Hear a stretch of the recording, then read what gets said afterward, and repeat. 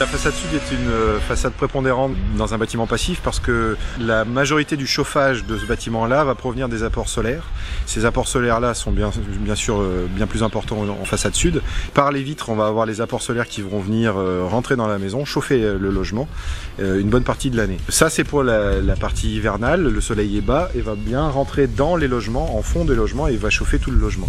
Quand on va avancer au fur et à mesure de l'année vers l'été, le soleil va monter de plus en plus en façade sud, et donc là on n'a plus besoin de chauffage, on n'a plus besoin de ces apports solaires là, et ça peut être problématique parce que si on fait rentrer le soleil dans ces bâtiments là, il ne ressort plus, donc il y a des risques de surchauffe. C'est pour ça que vous voyez qu'on a ces balcons là qui sont des balcons qui vont nous permettre de faire brise-soleil l'été, puisque le soleil étant très haut, les balcons et les brise-soleil portent ombre sur les surfaces vitrées et nous permettent de ne pas surchauffer le logement. Donc le débord de toit qu'on voit là-haut sert également de protection solaire.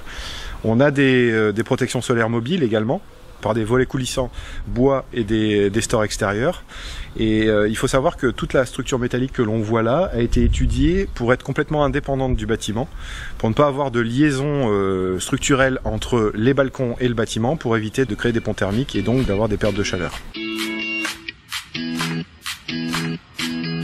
Le système énergétique de ce bâtiment-là, c'est une production d'eau chaude gaz avec des capteurs solaires de préchauffage. Donc les capteurs solaires vont faire 50 à 60% de la consommation d'eau chaude pour le bâtiment. Au niveau du chauffage, on a juste une chaudière. Vous voyez une chaudière murale d'un logement classique. Et bien cette chaudière-là est la même dans notre bâtiment, mais elle chauffe les 21 logements. Alors là, on est dans le local production d'eau chaude, parce que le chauffage et la production d'eau chaude sont découplés, parce que les besoins ne sont pas les mêmes. Dans un bâtiment passif, on a tellement peu de besoins de chauffage que la production d'eau chaude en puissance est beaucoup plus importante.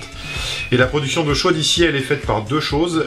La première, c'est ce ballon-là, qui est alimenté par une 45 mètres carrés de capteurs solaires en toiture. Ces capteurs solaires-là vont permettre de chauffer ce ballon-là, qui est en série avec le ballon qui est derrière vous, qui est un ballon de production d'eau chaude gaz avec un brûleur intégré. Donc ce ballon de production d'eau chaude là marche comme n'importe quel autre ballon de production d'eau chaude, sauf qu'au lieu de lui faire rentrer de l'eau froide comme n'importe quel autre ballon, on lui fait rentrer de l'eau qui est déjà chaude, qui est déjà préchauffée par les capteurs solaires. Même s'il n'y a pas du tout de soleil avec beaucoup de nuages, ce ballon là va être à 20-25 degrés, donc déjà on va gagner 10 degrés de chauffe de l'eau. Et là à l'heure actuelle, on peut regarder, il est à ce ballon. Le ballon en entier, à l'heure actuelle, est à 80 degrés, ce ballon-là. Donc à 80 degrés, il va alimenter ce ballon-là à 80 degrés. Donc ça veut dire que derrière, on n'aura jamais de besoin de chauffage, de l'eau, pour la production d'eau chaude. C'est-à-dire qu'on va passer dans le mitigeur va mitiger l'eau à 55 degrés, on va alimenter les logements sans avoir aucun besoin de gaz pour la production d'eau chaude.